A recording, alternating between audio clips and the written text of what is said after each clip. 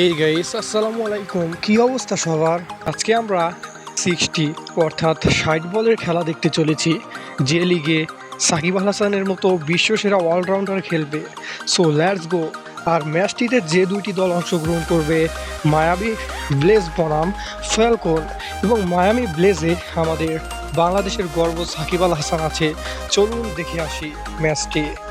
Second wicket in the back, Shakib Al Hasan. You hit Shakib for a six, rule never changes.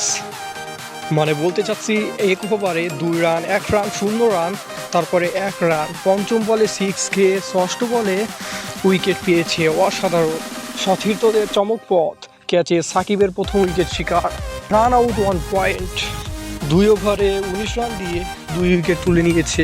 অসাধারণ run আউটের পর এবার সাকিবের ক্যাচ। সাকিব ডিপার্স আফটার আনলাকি 30 বলে 13 রান নিয়ে আউট সাকিব আল হাসান। সাকিবকে দেওয়া লেগ বিফোরের সিদ্ধান্ত কি সঠিক? যারা এই ম্যাচটি সম্পূর্ণ দেখেছেন কমেন্টে জানান।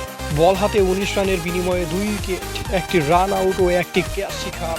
আম্পায়ারের ভুল সিদ্ধান্তে 8 বলে 13 রান করে আউট। মায়ামির হয়ে সাকিবের প্রথম ম্যাচটি কেমন ছিল?